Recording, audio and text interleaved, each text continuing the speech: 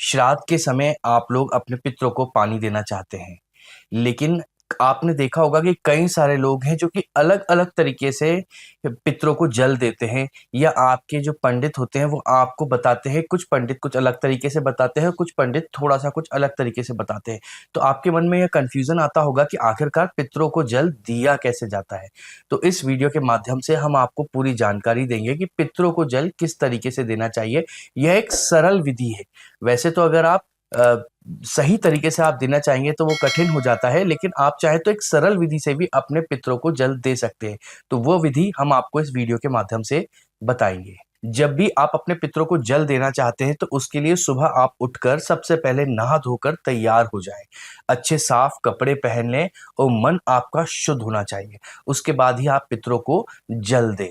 जल देने का समय क्या होता है? कइयों बार आपने देखा होगा कि लोग बाग सुबह-सुबह उठकर ही अपने पितरों को जल देते हैं, लेकिन यह सही समय नहीं है।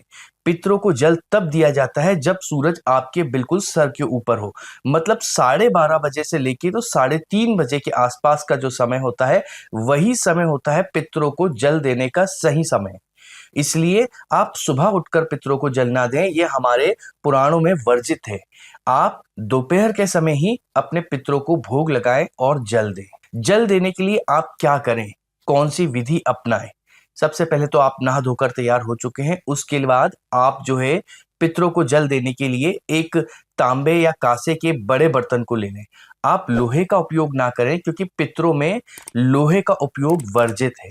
आप एक तांबे या काँसे का बर्तन ले लें, उस बर्तन में आप साफ पानी डालें और चाहे तो उसमें थोड़ा-सा गंगा जल डालें, जिससे पानी और शुद्ध हो जाता है।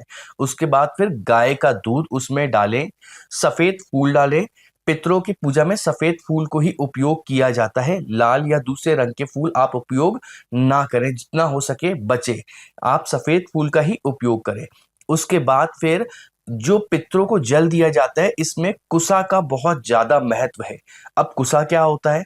कुसा एक प्रकार की घास होती है, जो कि आप पूजा पाठ करते हैं तो कइयों बार आपने देखा होगा कि पंडित जी एक घास से आपके अंगूठी में यहाँ पर एक रिंग आपको पहनाते हैं। आदमियों के हाथ में सीधे हाथ की उँगली में होती है और महिलाओं को उल्टे हाथ की उँगली में ये रिंग पहनाई जाती है। ये घास की बनी होती है, तो वह कुसा होता है।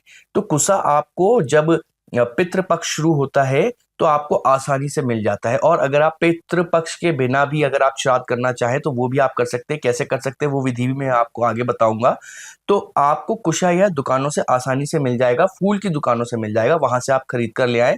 कुशा का उपयोग अनिवार्य है। अब आप क्या करें कि आप सबसे पहले तो जो पितरों को जल दिया जाता है तो उसमें आप देवताओं को भी जल देते हैं, अपने जो गुरु होते हैं उनको, ऋषि मुनि होते हैं उनको भी जल दिया जाता है, और फिर पितरों को भी जल दिया जाता है। तो देवताओं को जो जल दिया जाता है उसको सबसे पहले आप देवताओं को जल अर्पण करें। तो उसके लिए जो विधि है वो ये है कि आप पूर्व दिशा की ओर अपना चेहरा कर बैठ जाएं, और जो आपने पात्र लिया है वो अपने सामने रख लें। और उसके बाद में आप, जैसा मैं आपको बता रहा हूं, आप देखिएगा कि कुशा को आप हाथ में रखें, उसका नोक जो होता है वो आगे की तरफ रहे, और इस तरह से आप कुशा को रख सकते हैं, आगे की तरफ नोक और दोनों हाथ। उसके बाद फिर आप इसमें पानी भरें, और पानी भरने के बाद उसको ऐसे आगे की तरफ कुशा की नोक से और उंगलियों से होता हुआ आगे की तरफ ये जल गिरे। और इस दौरान आप जो है अपने देवताओं को याद कर सकते हैं। अगर आपको मंत्र याद है, जो कि हम आपको स्क्रीन पर दिखा देंगे, आप उस मंत्र को याद करके आप यहाँ पे जल दें। इसके बाद फिर आता है कि आप ऋषि मुनियों को कैसे जल देते हैं। तो उसके लिए आप वैसे ही आप अंजुल बनाएं, अपने हाथ में कुसा रखें, और इस बार जो जल आप लेते हैं वो आगे की तरफ ना छोड़ें। इस बार जो हाथ का बीच का भाग होता है, जैसे कि आप देख रहे होंगे, ऐसे जल को गिराएं। तो ये जो होता है ये ऋषियों और गुरुओं के लिए जल दिया जाता है। आप ऋषियों को जब जल दे रहे हैं तो उस समय किस तरह के मंत्र का जाप करना चाहिए वो मैं आपको स्क्रीन पे दे दे रहा हूं, आप उसको याद कर लें। अगर आपको यह मंत्र याद नहीं भी है तो भी आप सिर्फ मन में याद करें ईश्वर को, और प्रार्थना करें कि हम आपको जो जल दे रहे हैं आप उसको ग्रहण करें, इससे आप तृप्त हो। आप ऐसा भी करते हैं तो भी आपका जल देवताओं को और ईश्वर को पहुंच जाएगा।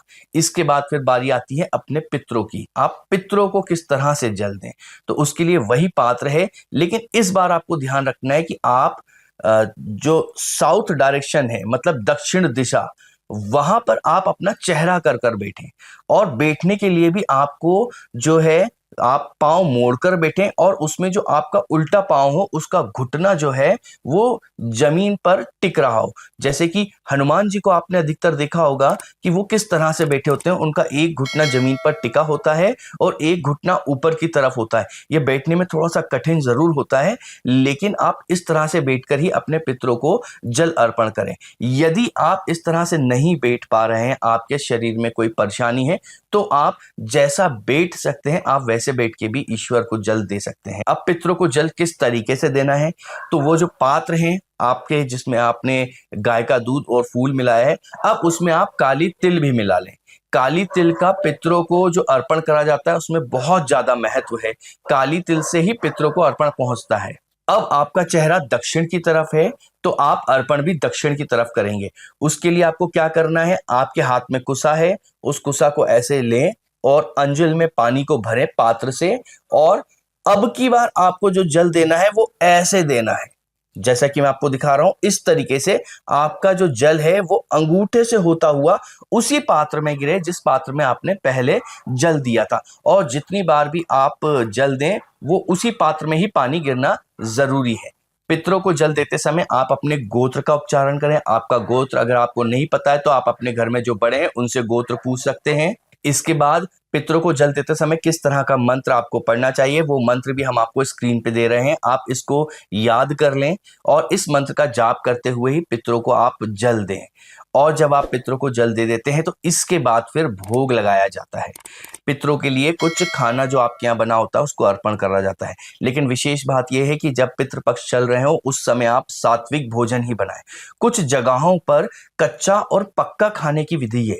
कच्चा और पक्का खाने का मतलब क्या होता है, पक्का खाना उसे कहा जाता है जैसे कि पूड़ी हुई, खीर हुई, सब्जी हुई, है ना, इस तरह के खाने को पक्का खाना कहा जाता है। और कच्चा खाना उसे कहा जाता है जैसे कि रोटी हुई और कड़ी हुई और आपके बड़े हुए, भजिए हुए, गुलगुले हुए, भजिए तो पक्के खाने में आता है, गुलगुले हुए, चावल हुए, इन सबको कच्चा खाना कहा जाता है। तो पित्र में अगर संभव हो तो आप कच्चा और पक्का दोनों तरह का खाना बनाएं। अगर आप 16 श्राद्ध के पूरे दिनों में या कच्चा पक्का खाना नहीं बना सकते हैं तो जिस विशेष तिथि में आप श्राद्ध कर रहे हैं उस विशेष तिथि में आप संभव हो सके तो यह कच्चा पक्का खाना बनाएं। और अगर नहीं बना सकते तो कम से कम आप पूड़ी और खीर का भोग तो अपने पितरों को अर्पण करें। और खीर इसमें बहुत महत्वपूर्ण मानी जाती है, और संभव हो तो गाय के दूध से बनी हुई खीर का उपयोग करें। और साथ में जब भी आप ये भोग लगाएं तो इसके 5 भाग बनते हैं जिनको खूट कहा जाता है। पूड़ी लें, पूड़ी में आप ये सारी सामग्री थोड़ी थोड़ी जगह रख दें। उसके बाद फिर दूसरी जगह 2 पूड़ी या 4 पूड़ी जैसा आप रख सकते हैं, उसमें भी आप भजिए और पापड़ और खीर ये सारी चीजें रख दें। ऐसे आप 5 भाग बनाएं। इनको पंचभूत भोग कहा जाता है। तो 5 भाग आप बनाएं। उसके बाद आप एक कंडे को लें और उसको जलाएं, और उसको आपके पास में तांबे का कोई हवन कुंड हो या फिर तांबे का कोई बर्तन हो उसमें रख दें। कोशिश करें कि कंडे में से आग निकलती रहे। अगर कंडे की आग बुझ गई है तो आप कपूर डाल के भी उसको आग लगा सकते हैं। उसके बाद फिर आपने जो 5 भाग निकाले हैं उन 5 भाग में से थोड़ा थोड़ा सा आप तोड़ के एक अलग बर्तन में इकट्ठा कर लें। उसमें थोड़ा सा घी मिलाएं और उसमें आप काला तिल और जौ जरूर मिलाएं। पितरों को काला तिल और जौ का ही भोग लगता है मुख्य रूप से, तो आप जो भोग लगा रहे हैं उसमें इन चीजों को मिलाएं। उसके बाद अपने हाथ से उसको बारीक बारीक पूरा मिक्स कर लें। जैसे कि दाल चावल खाते समय आप उसको पूरा मिक्स करते हैं, उसी तरह से इसको पूरा मिक्स कर लें। उसके बाद फिर उस कंडे में आप दक्षिण दिशा की तरफ चेहरा कर कर बना बैठ जाएं और छोटी सी एक रंगोली बना लें। और पितरों का चरण के जो जो चिन्ह होते हैं उसको आप आटे से बना लें और उसके बाद में आप बैठ जाएं। अगर आपकी शादी हो चुकी है तो आप अपनी पत्नी को साथ में बिठा सकते हैं। आपके भाई बंधु वगैरह हैं तो आप उनको भी साथ में बिठा सकते हैं। अगर कोई नहीं है तो आप अकेले भी बैठ सकते हैं। उसके बाद जो आपने भोग मिक्स करा है उस भोग को कंडे में आप छोड़ते जाएं और पितरों को याद करते जाएं। और जब आप भोग छोड़ चुके हो, आप 5 बार, 7 बार, 11 बार छोड़ सकते हैं। अपने पितरों को याद करते हुए छोड़ें। उसके बाद आखिरी में हाथ में पानी लें, एक लोटे में पानी भर के रखें। आप पानी लें और पानी को जो हवन है आपका उसके आजू बाजू में 2 से 3 बार आप छोड़ें, जिससे खाना खाने के बाद आप पानी पीते हैं तो पितरों को भी भोग चढ़ाने के बाद पानी मिल जाएगा। इस तरह से आप श्राद्ध में पानी कैसे दें और भोग कैसे दें अपने पितरों को, वह एक ये सही तरीका है। अगर यह वीडियो आपको पसंद आया हो तो इसको लाइक करें, अपने साथियों के साथ में शेयर करें और हमारे चैनल को सब्सक्राइब करें, क्योंकि इससे हमें धर्म प्रचार में प्रोत्साहन मिलता है।